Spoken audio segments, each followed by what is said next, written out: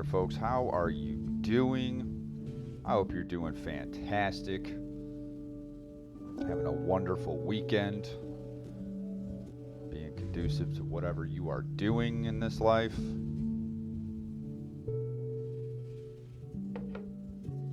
Most importantly,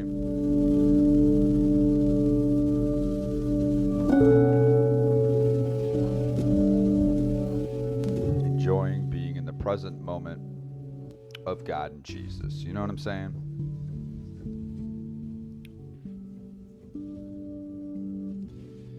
So, it's crazy with all this stuff going on. It's a little too much going on, but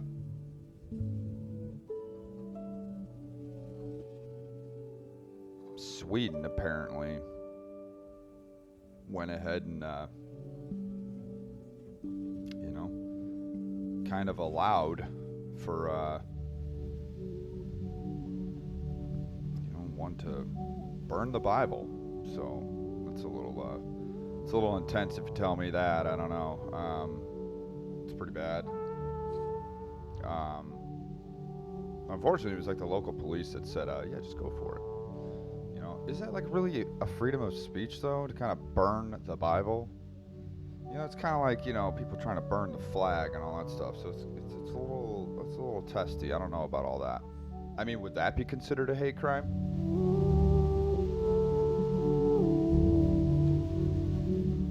I mean, you got Bibles that are trying to get passed out into places that are prohibited.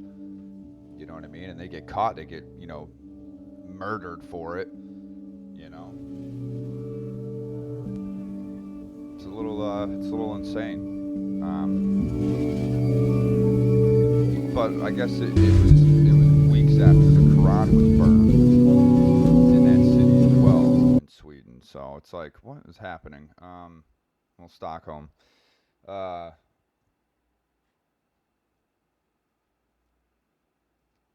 Yeah, I don't know. They weren't really clear if it was like, if the person planned to burn a copy of the Bible specifically or the Torah scroll. But, obviously you can imagine how much outrage that would, kind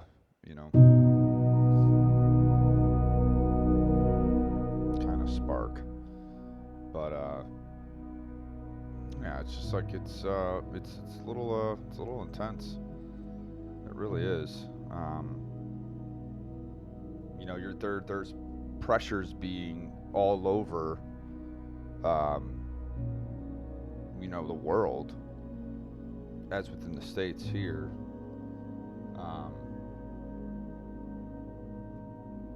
For people to stop quoting Bible verses, whether it be in school, whether it be in whatever. You can't. They want to diminish it. Because they want to bring their good old pal Lucifer into the mix, and why not, right?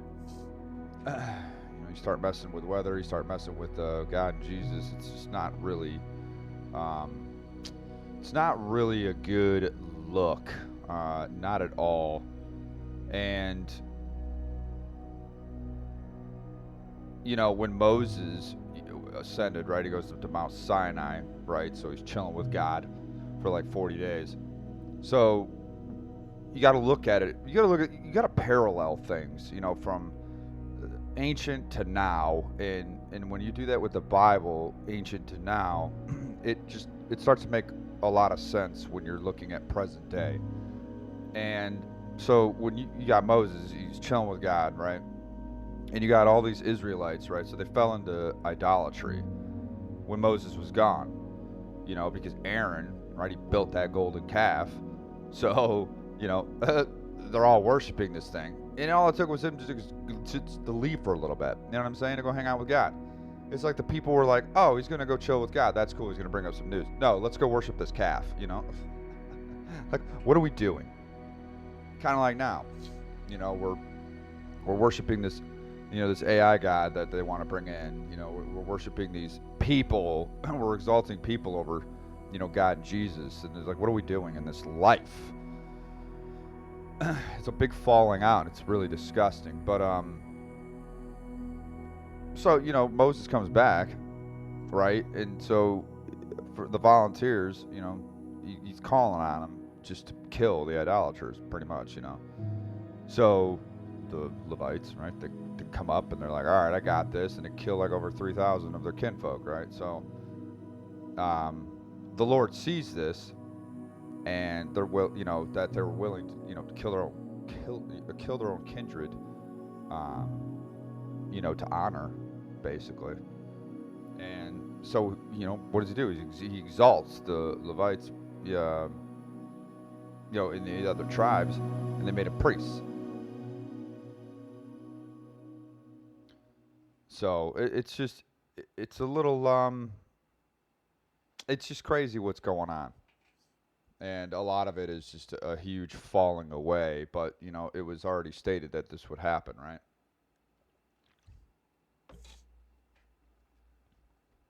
It's up to the people. It's up to us, right, to get God and Jesus out there, proclaimed. It really is. And this next reading goes right into the 144,000 being sealed. There's a lot of interpretation of that. There's a lot. I mean, you got people who are like, oh, there's only 144,000. Well, that's weird. There's 8 billion on this planet. Obviously, there's going to be more growing. Unless they want to castrate kids like they want to do, which is ridiculous in itself, and just stop procreation, which is ridiculous because then you just inevitably die off as a species. So I don't really understand that concept. When clearly you have the vice president saying depopulation. Bill Gates said this many of times. Ted Turner. There's been so many people who have said depopulate. It's ridiculous. I mean, look at the Georgia Guidestones that just recently got blown up. That gives a detailed depiction of depopulation, reducing population. Even Ted Turner has said in off interviews about reducing 100 years and killing off people. I say killing off people because it's genocidal. Taking matters into their own hands, but we know what happens to the wicked, don't we?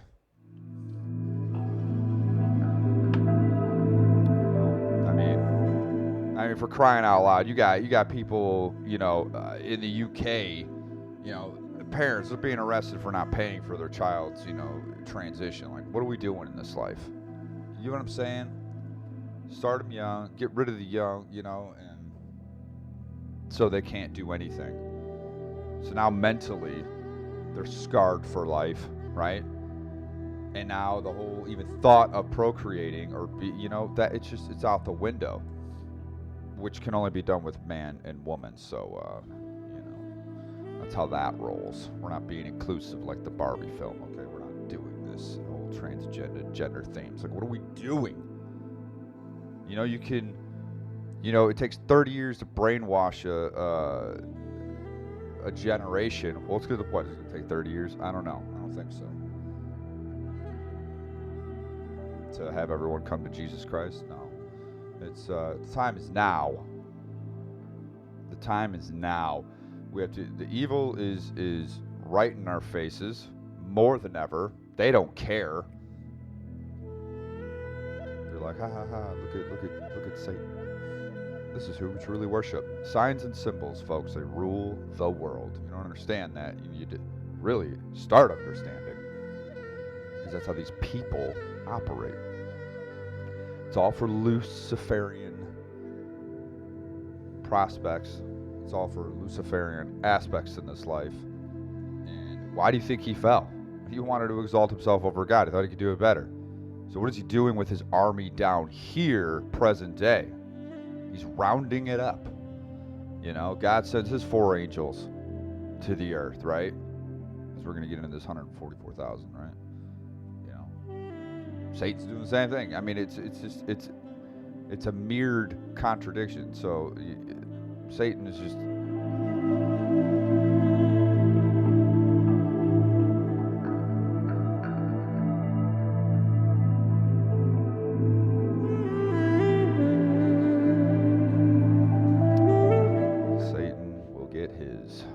But are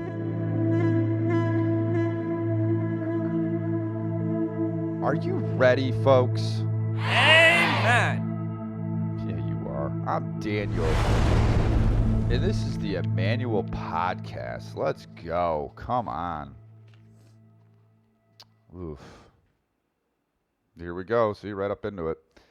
After this, I saw 4 angels standing at the 4 corners of the earth, holding back the 4 winds of the earth so that no wind could blow on earth or sea or against any tree. I saw another angel ascending from the rising of the sun, having the seal of the living God. And he called with a loud voice to the 4 angels who had been given power to damage earth and sea.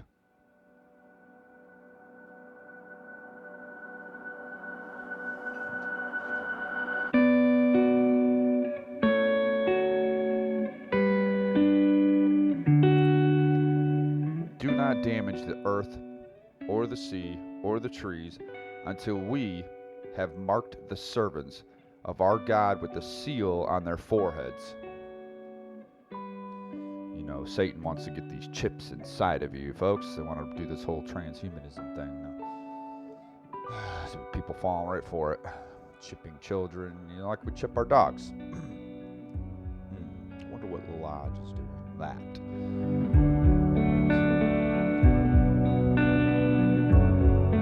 And I heard the number of those who were sealed. 144,000 sealed out of every tribe of the people of Israel. From the tribe of Judah, 12,000 sealed. From the tribe of Reuben, 12,000. From the tribe of Gad, 12,000. From the tribe of Asher, 12,000. From the tribe of Naphtali, 12,000. From the tribe of Manasseh, 12,000. From the tribe of Simeon, 12,000.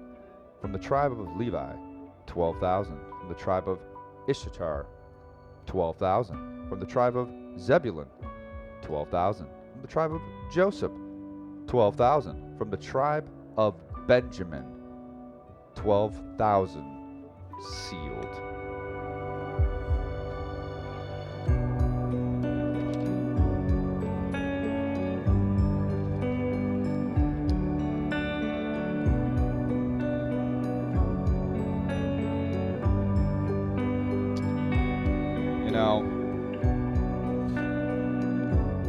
Notice how Dan wasn't included, the tribe of Dan, right? It was destroyed. So you got to look at it from a geographical perspective.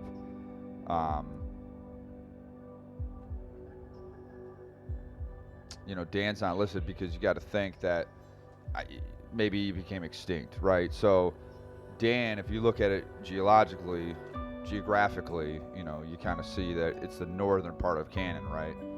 So, obviously it's like the Wild West back in the days, right? So,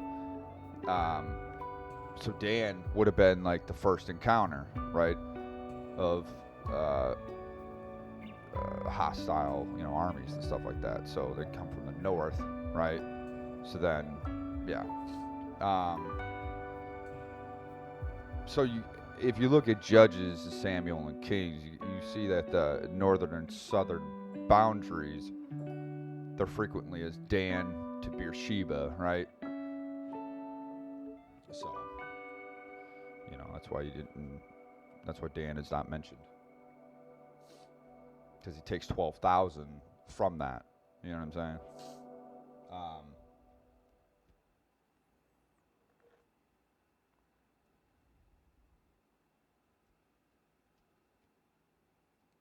So you got Levi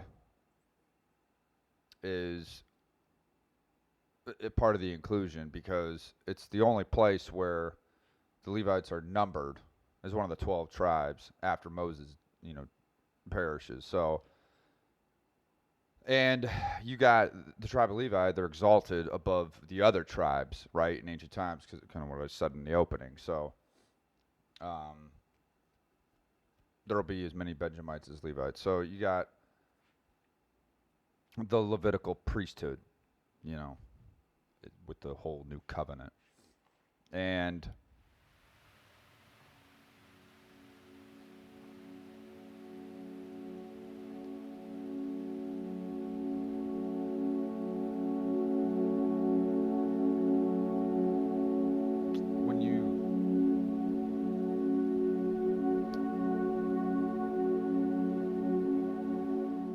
Dan's missing, and the tribe Ephraim is renamed.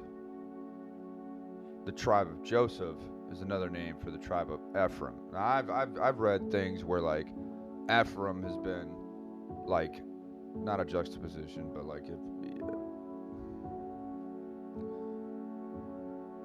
coincides with America, you know.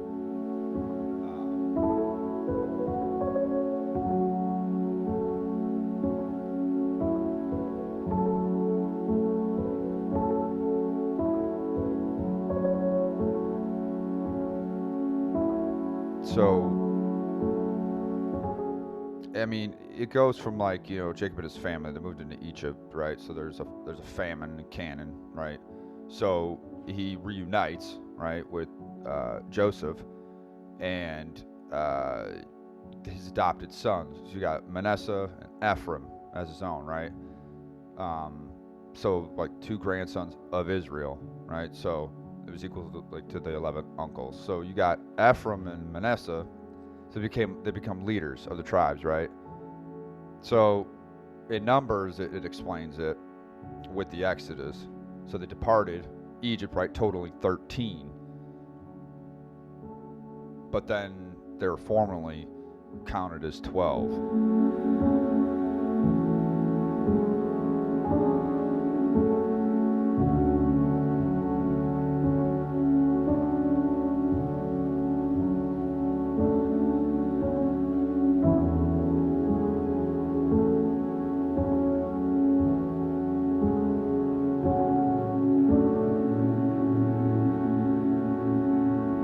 And the 12 tribes, they have to exist at the time of the end because 12,000 will be selected and sealed from each tribe. And you got the book of Daniel, it's been unsealed, right? So you have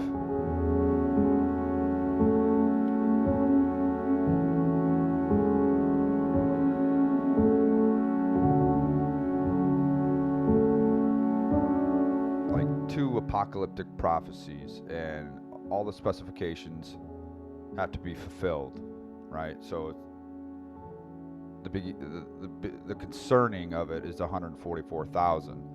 So if you recall that John calls 144,000 servants, right? Servants as prophets. Servants to prophets, servants of God, right? You know, okay, so then you got the 4 angels, right? They're not supposed to hurt the earth. They're demanded not to hurt the earth, right? Until the 144,000 are sealed, right? So they will be the first to receive the seal of God. You know, because if you look at the context of like the 12,000, maybe there may be more than 12,000 people that will get the seal. You know what I'm saying? So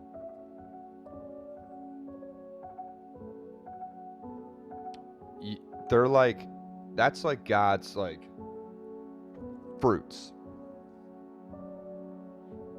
when the Great Tribulation goes down. So they'll be getting the seal first, you know. Because like the thing is, you know, it says like they will not be defiled with women, right? And then they'll travel with Jesus wherever he saunters. But it's a little, will not be defiled with women, you know. So like you should look at like an abstinence thing. But then you got to also look at, well, what is their sexual desires? Did God take that from them? You get what I'm saying? So,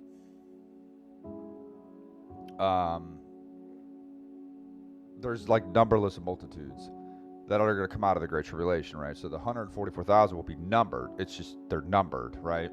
So of these 144,000, they endure the sufferings of Jesus Christ. But then they'll be honored above the rest and redeemed, kind of like the Levites, right? Being as a priesthood. But no one else will be able to sing their song, right? There's a song, remember, there's a song that only one can hear, right? Amongst the others. So, you know, there's no lie, there's no falsehood, you know, of these. And of these 144,000, visibly you'll be able to see that they wear the names of the Father and the Son on their foreheads throughout all of eternity. And they do specify that it's descendants of Abraham, so, you know, Jews, right? So, um,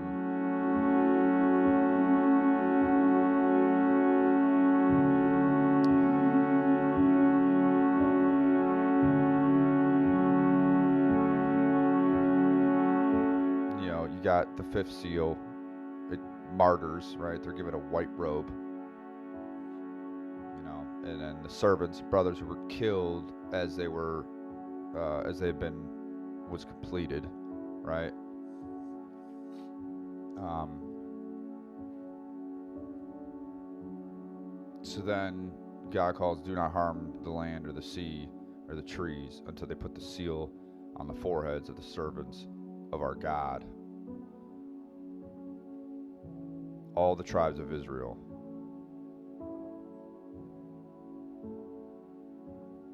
And we'll get into, you know, the third bowl later on, and you know, the seventh trumpet as well.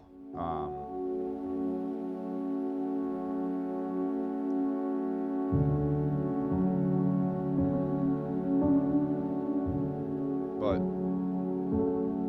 John distinguishes, you know, between the servants and brothers. So the fifth seal occurs latter of the Great Tribulation, right? But what servants of God will be slaughtered in this Great Tribulation? Could the servants be the 144,000 servants mentioned? Well, John distinguishes between the saints and prophets, right? So you got saints, you got prophets. That third bowl is going to be poured out in the final days, right? During the last 7 plagues. So when that third bowl is directed, you know, who shed the blood of the saints and prophets. So the revelation identifies the prophets who are killed by the people who receive the third plague. The 144,000 servants are the prophets that are martyred. See that?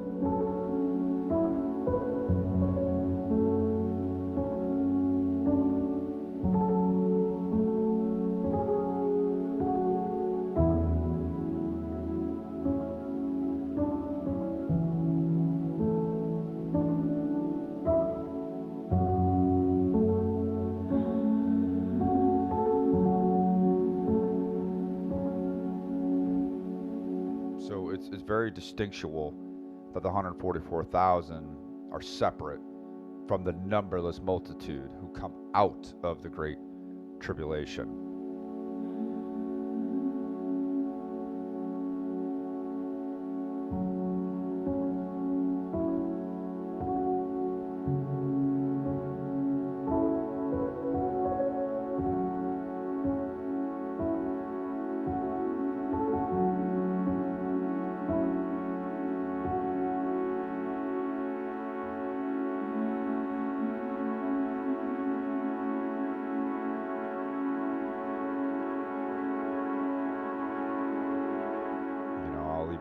Reference Daniel, and you know, it's like, oh Lord, we have not listened to your servants the prophets who spoke in your name to our kings, our princes, our fathers, and to all the people of the land. We have not obeyed the Lord our God or kept the laws he gave us through his servants the prophets.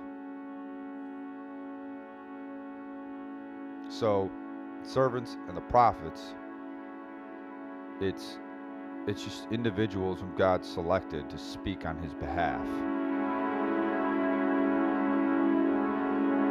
know, servants could be in a broader text of like subjects, you know, slaves, believers. But the 144,000 servants of God, they're not ordinary servants. So when God delays the destroying of the earth until the 144,000 servants are sealed, obviously we as the people can understand these aren't just ordinary people in our everyday lives that we encounter, or you know what I mean. It's very specific, like, you know, Ezekiel Are you not the one I spoke of in former days by my servants, the prophets of Israel? You go to Jeremiah. I sent you my servants, the prophets, but they did not listen to me or pay attention. They were stiff-necked and did more evil than their forefathers. You go to Kings, they warned. There was warnings, right, through all the servants, the prophets, right? So the people of Israel, they're, exiled in Assyria. So you got all these, and then Joel, right? He even says, even on my servants, both men and women, will pour out my spirit in those days.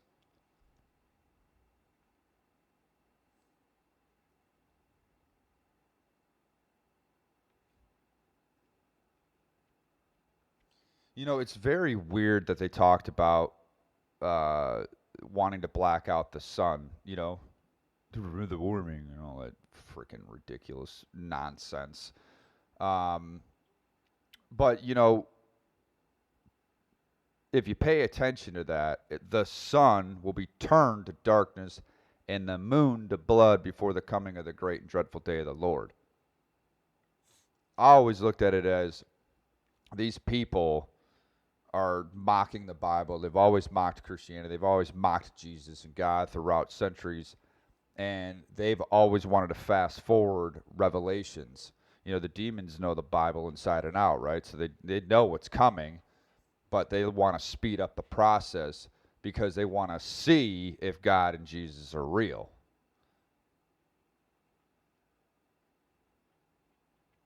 So they're doing anything and everything to try to exalt themselves above God and to bring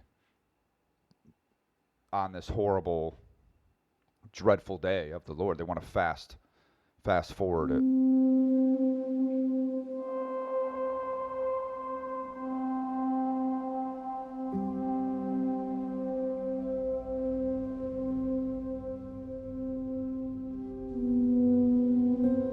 We can't really determine who the 12 tribes of Israel are, but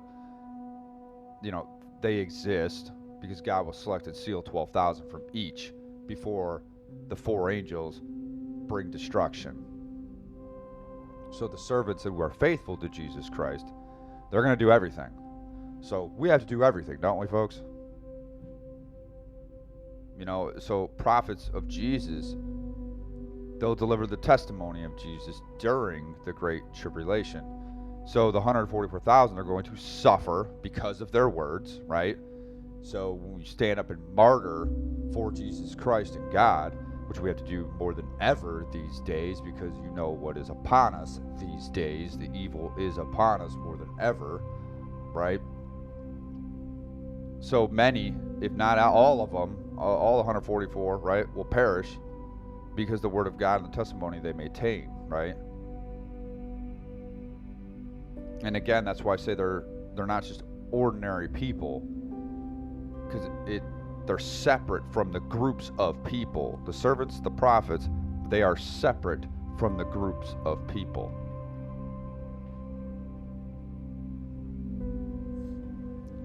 So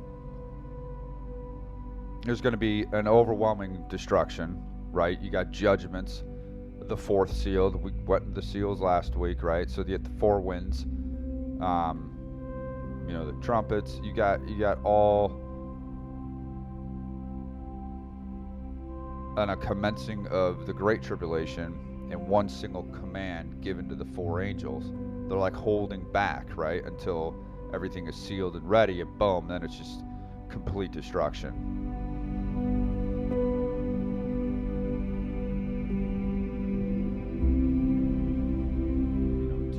He's very specific. Do not harm the land or the sea or the trees, that we put a seal on the foreheads of the servants of our God, right?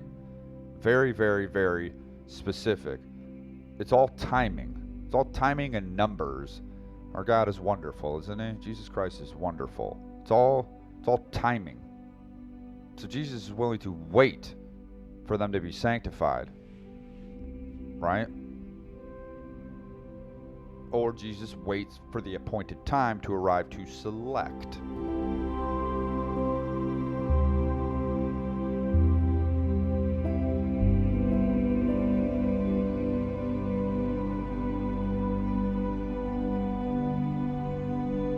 God has tremendous patience, which we have to have tremendous patience, right?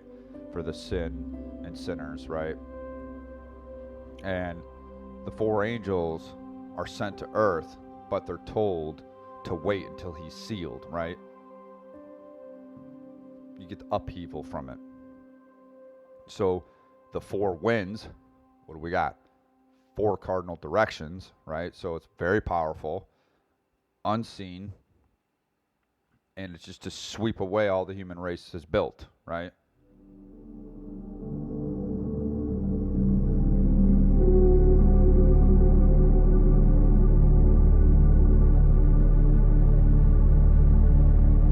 You know, the seven angels that stand before God, they're exalted, right?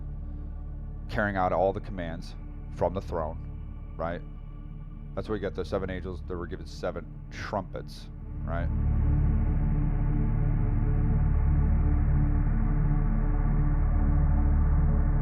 God has patience, but only so much until the earth ends, right?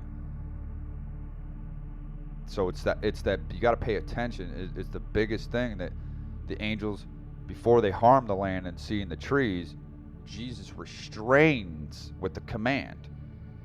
So the Lord puts all four angels on hold, you know, kind of like a phone call. Now,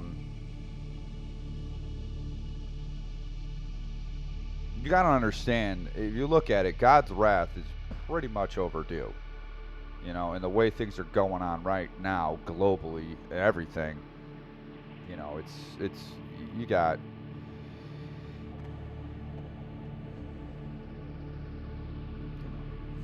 great tribulation, the second coming, the time of the wrath, right?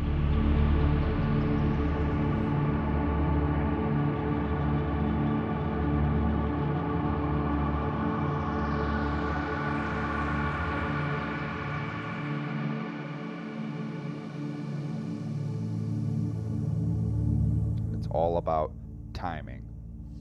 And we have been living on borrowed time for a long time, folks.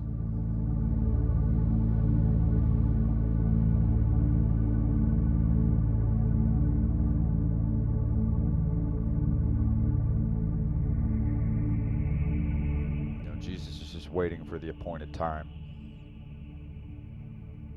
He's going to select, he's going to seal. But if you think about it, he's not waiting for these people to become sinless. So just because they're going to be, you know, sealed up, you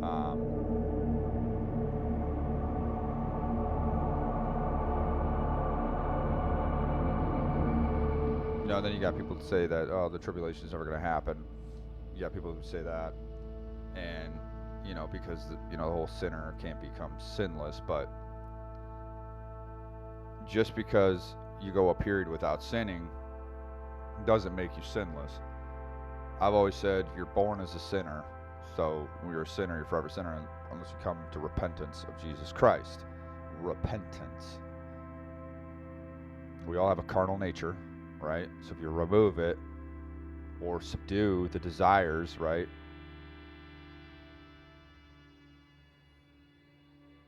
You got to look at it as Jesus could have done this centuries ago if he wanted to.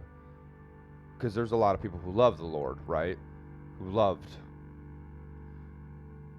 And, you know, Elijah thought he was the only one, you know, who was really faithful. But, you know, Kings was like, you know, there's like thousands of people who didn't worship Baal, you know. Which, a weird connection with the Baal thing, which they love to worship Amalek. They, Baal, barium, aluminum. That's kind of weird. You gotta shoot that out of things in the air. I don't know. Anyways, so Jesus is waiting for the appointed time of the end to arrive. Them four angels, right? You got the four winds of his wrath will be released, and good Lord, that is going to be, oof, it's going to be a lot going on.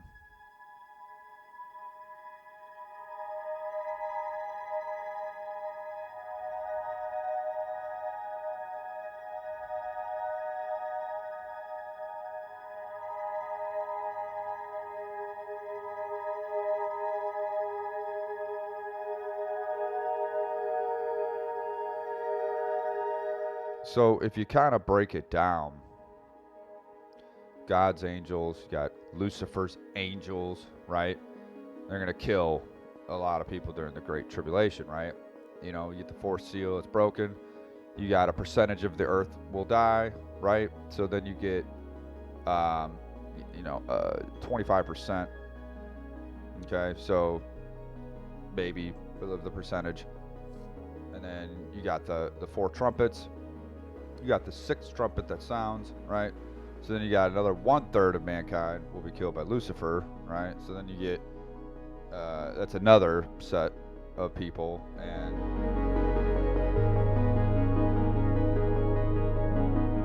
if you look at it from God's angels to Lucifer's angels, they'll probably kill about the same number, but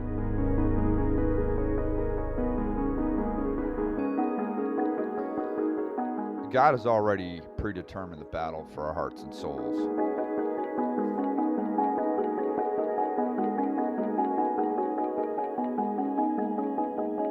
And if the devil was given complete, utter control of us in the earth, he would destroy it in a single day.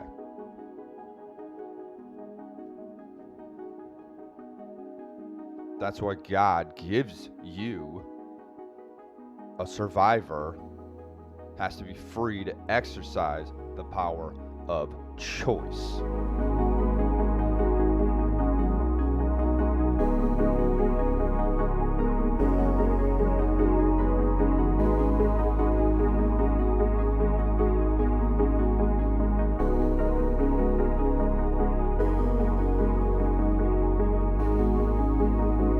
You're either going to worship God or you're going to worship Satan. And that's going to be the biggest one, because we give the power of choice in this life, right? It boils down to who you're going to worship. Because God's wrath is huge, so worship is very high on the spectrum of what's it all boils down to. The time of wrath, right?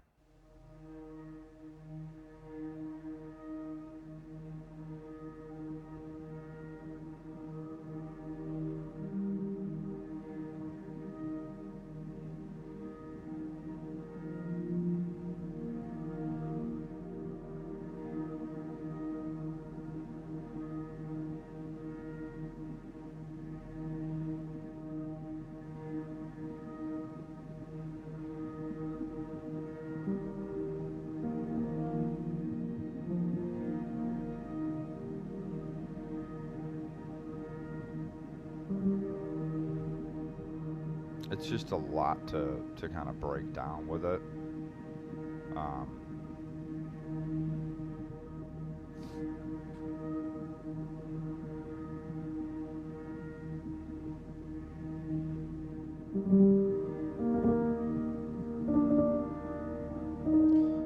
And the whole defiling of the women, they didn't defile themselves with women, they kept themselves pure.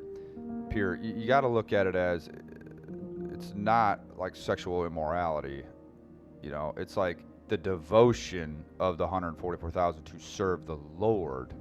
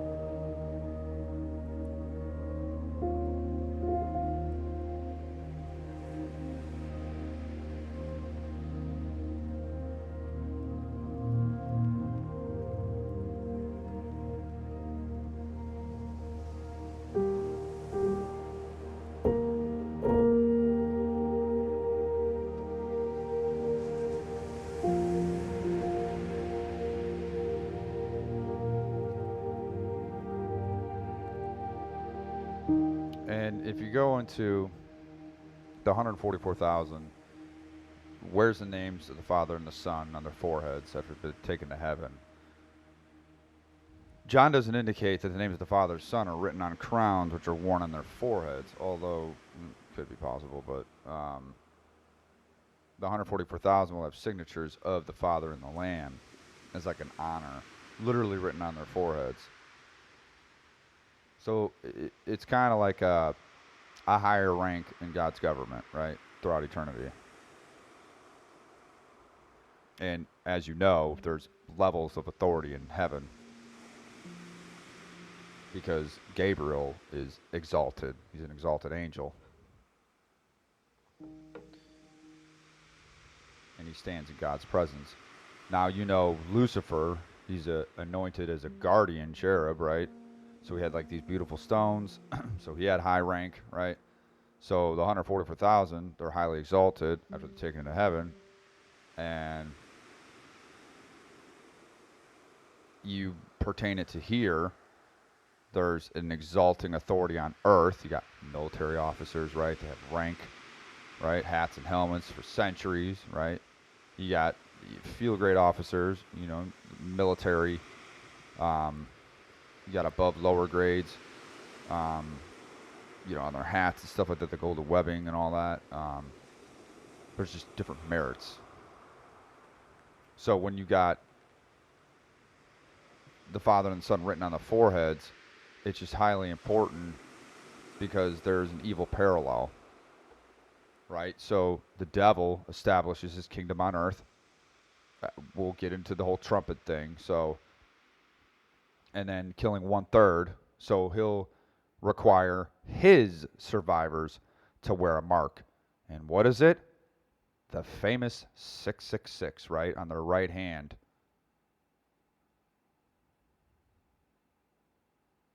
And you know that whole one-eyed symbolism and all the signs and symbolism.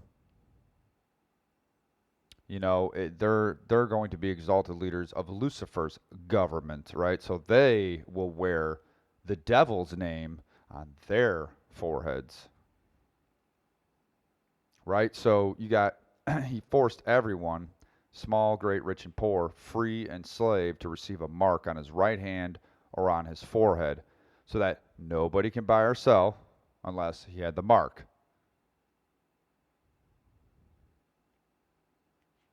What is that number?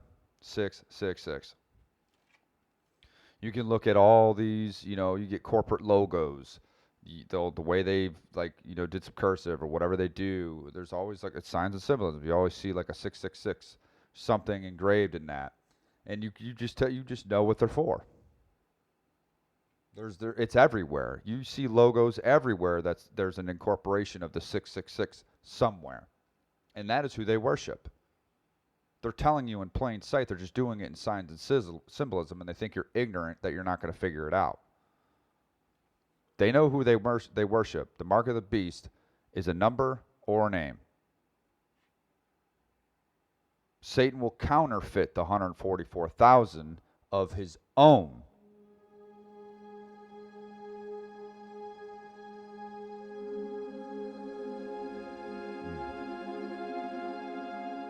Folks, there's just a lot. It's a lot going on.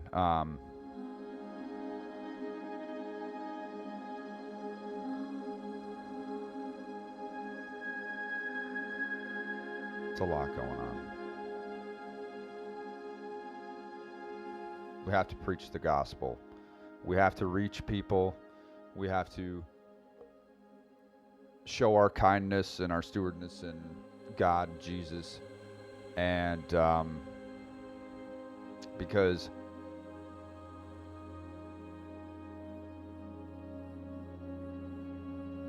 proclaiming the gospel to the whole world in 1260 days belongs to God, not man, right? And you look at the 7 religious systems of the world are corrupt. They cannot, nor do they speak for God.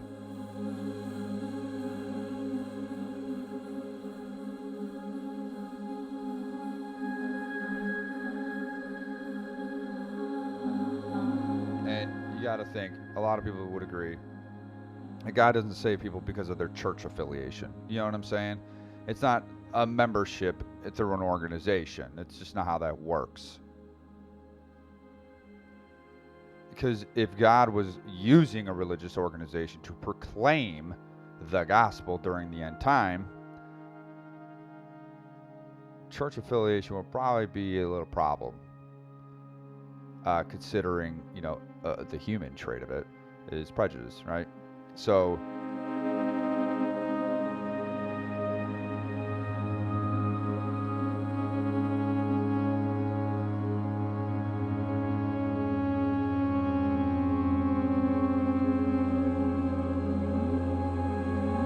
God will not save a person because of his biological great-grandfather was Abraham.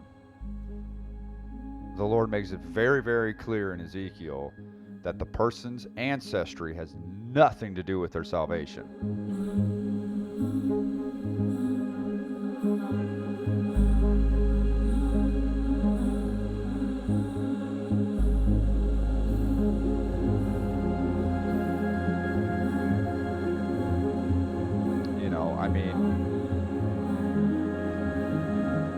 Do you think Elijah could have proven that his God was greater than the God of Baal if God had not sent fire from heaven?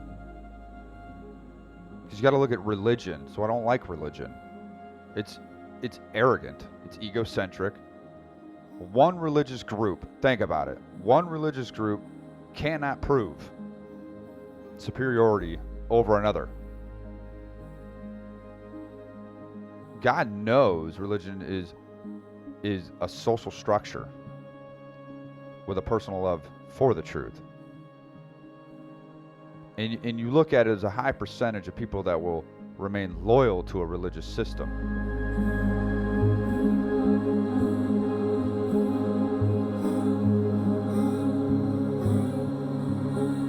Because the properties of religion are strong within the human race. It's a commitment to truth.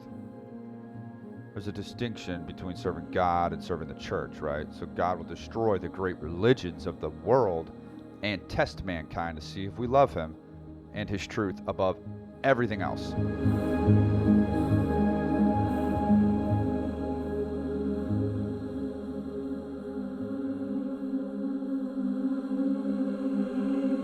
God will require everyone to leave his or her church for the sake of truth.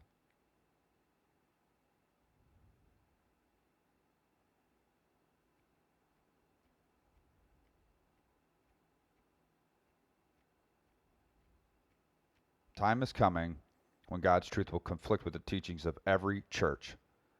And everyone is going to have to make some pretty tough choices.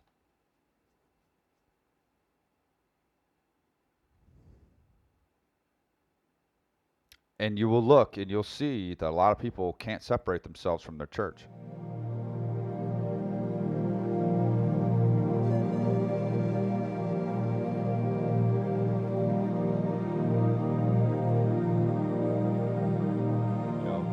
God allows Satan to appear on earth, Antichrist, right?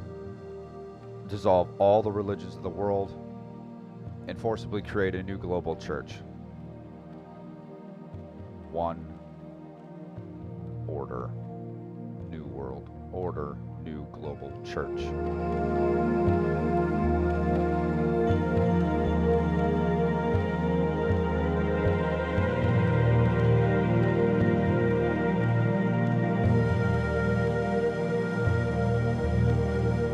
So why does God use such a tiny number of people to proclaim the gospel during the end times? Given how many people are on this earth, right? You think it would be much easier if you chose, under 1 million or, whatever to accomplish this task, but or more than 1 million, right, to accomplish it. But the 144,000, like Gideon's army, are too few to accomplish this task. So by choosing a small number, God will demonstrate that he is not dependent on flesh to accomplish the purposes.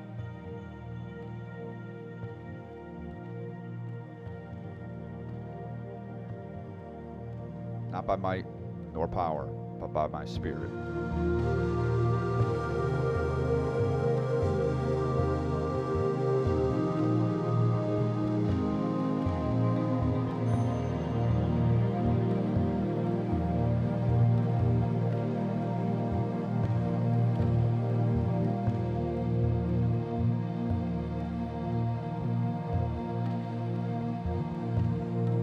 All that matters is that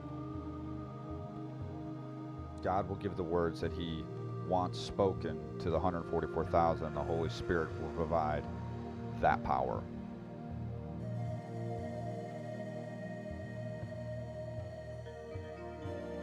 It's about getting that gospel out there.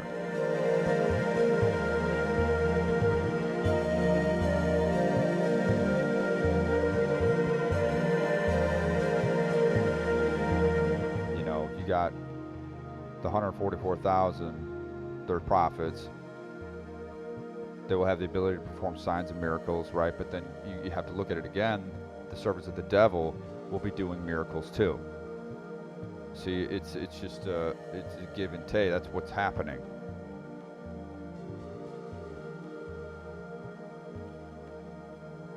The false prophet can perform a counterfeit miracle on demand.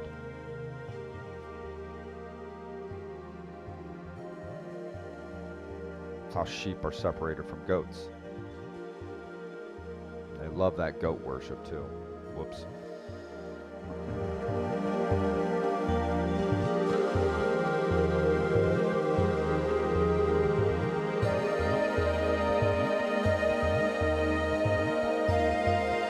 When the final days of earth have begun,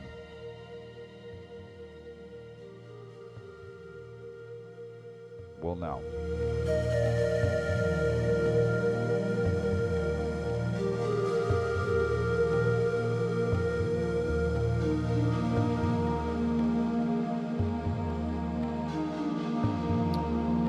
Will they know each other? I don't know.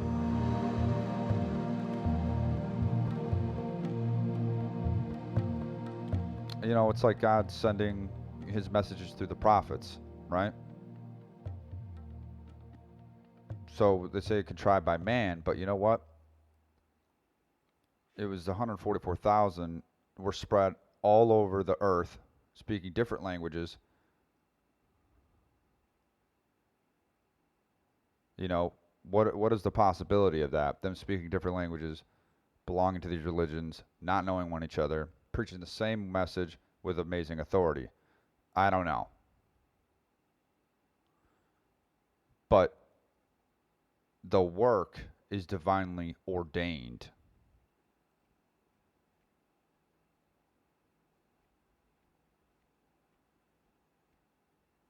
And these simple messages from the Bible, preaching of Jesus Christ and God, they're going to offend religious leaders all over the earth.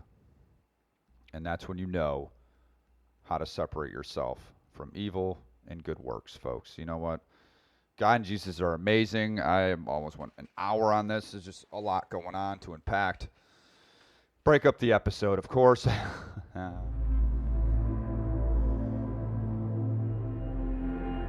144,000. Folks, you know what? Don't harp on the number. What you need to focus on is your love for Jesus Christ and God, and your eyes being delved into the Bible. And keep looking up, because God and Jesus are real. Let them in your life. Affect people with them in your life. Bring people into your life that love Jesus Christ and God, and that's all that matters. Repent and let the end times happen. It's going to play out. It's going to go down, but you just got to look at God's doing His thing, Satan's doing his thing with people, and you could see it clear as day now. Folks, I hope you enjoy. Hope you have a fantastic day, the rest of your weekend, and just wake up every day thanking God and Jesus for your life, that you have a purpose to fulfill, only for yourself for sure, not self-fulfilling prophecies, but for yourself, to get abundance for yourself, right? To provide for a family, to do what you have to do in this life, but incorporate Jesus Christ and God into everything you do, and your life's going to be pretty fantastic. The fight is every day against the devil, and you just have to be bolstered up. You have to be strong. You have to carry the God's armor, and you just have to go full throttle with it. And you have to instill it in your kids as well, so they can proclaim God and Jesus when you're gone. And that's the whole goal of it. Because the devil doesn't win in this painting that we call life. I'm Daniel. This is the Emmanuel Podcast.